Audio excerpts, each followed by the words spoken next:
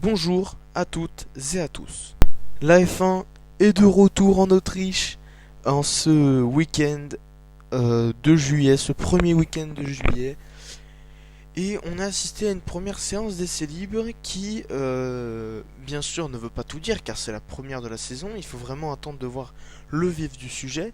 Mais en attendant, on a vu quand même une séance qui a montré, qui a relevé des faiblesses qu'on connaissait déjà et qui surtout a montré des inquiétudes pour des équipes pour lesquelles on pensait que du bien, ou en tout cas on pensait qu'elles allaient être favorites pour le titre de champion constructeur ou même de champion pilote. On est parti du coup pour faire un débrief avec surtout les particularités de ce retour avec la crise sanitaire. On commence tout de suite par le paddock qui est constitué désormais de 80 personnes par équipe et non plus une centaine voire 120. Ça fait beaucoup, mais en attendant, comme disait Jacques Villeneuve sur Canal+, ça va faciliter le travail des pilotes, ça va leur mettre une pression en moins et même au niveau médiatique, ça va leur enlever un poids énorme, mais vraiment énorme. La deuxième particularité de ce retour avec cette crise, c'est les podiums qui n'auront pas lieu. En effet, les podiums n'auront pas lieu donc que ce soit en qualification ou en fin de course.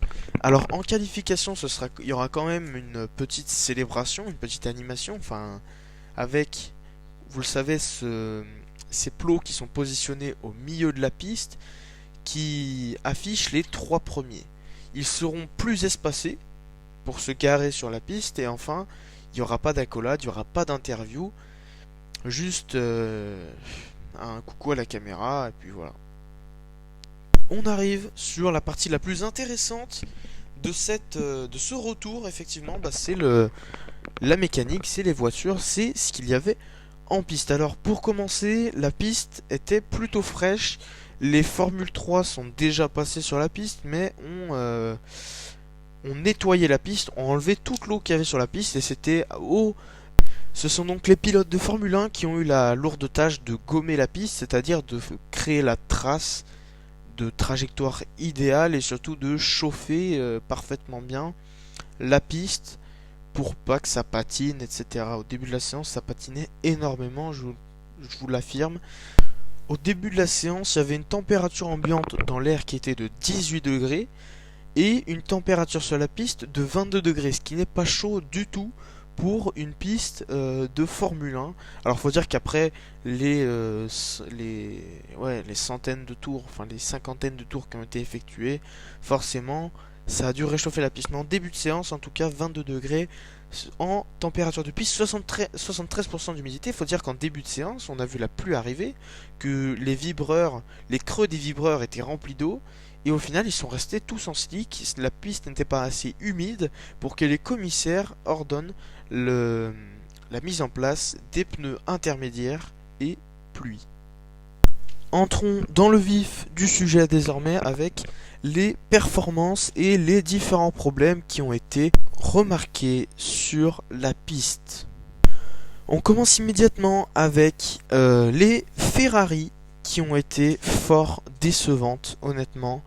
Alors faut prendre en compte les circonstances mécaniques, c'est-à-dire que ils ne vont bénéficier d'améliorations mécaniques à partir du troisième Grand Prix, c'est-à-dire du Grand Prix de Hongrie, parce que le Grand Prix d'Autriche va se dérouler deux fois, c'est-à-dire aujourd'hui, ce week-end, et le week-end prochain.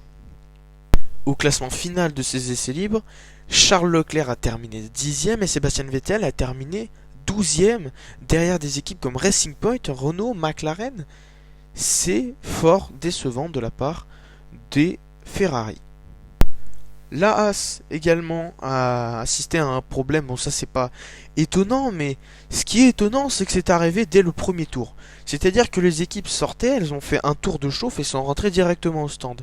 Et au bout de quelques virages, la pédale de frein de Romain Grosjean s'est enfoncée au maximum et est restée bloquée. Ils ont été obligés de rentrer la voiture et donc il a effectué son unique tour à 1 minute de la fin, même à 20 secondes de la fin. ce qui fait qu'en final, bah, il n'a pas eu de temps et il est considéré comme non classé au tableau final des chronos de cette séance d'essai libre 1. Passons désormais à la Racing Point, la Mercedes Rose, qui était franchement très très performante. Honnêtement, je l'ai trouvée très bonne. Cette Racing Point, auteur d'une 5e place pour Sergio Pérez et d'une 11e place pour Lance Stroll devant Sébastien Vettel. Et franchement, je l'ai trouvée très bonne. Faut dire qu'en fait, c'est la Mercedes 2019 qui a été recopiée à la perfection. Et vu que le moteur c'est un Mercedes, en fait, c'est exactement la même voiture. Malgré tout, il y a eu une casse moteur pour la Racing Point. Ensuite, Sergio Pérez a pu facilement regagner la piste et reprendre des tours qui étaient très performants. Honnêtement, il a fini devant une McLaren et devant toutes les Renault et les Red Bull. Donc voilà, honnêtement, belle performance de la part de la Racing Point qui montre des beaux signes positifs. Max Verstappen, maintenant, auteur d'un tête à queue. Malheureusement, à la fin de la séance, un petit tête à queue, rien de grave. Honnêtement, les Red Bull qui étaient aussi très performantes, ça confirme le power unit qui était donné lors des essais hivernaux à Barcelone. Et franchement, la Red Bull est peut-être une favorite. La Mercedes, bien sûr, grande favorite qui a dominé cette séance. Bottas et Hamilton en tête, chacun. Faut dire qu'ils ont été très performants, honnêtement. Ils ont enchaîné les tours. Ils ont enchaîné les tours avec des énormes chronos. Et franchement, c'était autant impressionnant que l'année dernière. La Mercedes noire, qui est magnifique d'ailleurs. Désormais, Esteban Ocon avec sa Renault. Petit problème technique, le dashboard qui a cassé dans la ligne droite, qui a entraîné l'apparition de la virtual safety car pendant une très petite durée, je vous rassure. Rien de grave pour les Renault. Voilà, c'est tout pour cette reprise de la F1. Faut dire que ça fait super plaisir que ce sport reprenne ses droits parce qu'on en a besoin, franchement. Nous, fans. Et du coup, on était en live sur Twitch. Et c'était super, honnêtement. On a passé un super moment. Alors, même si on n'était pas beaucoup, honnêtement, ça fait super plaisir de voir que des gens, justement, ont fait l'effort de venir et ça m'a fait super plaisir en tout cas. N'hésitez pas à vous abonner à Undercut F1. Ça ne demande rien.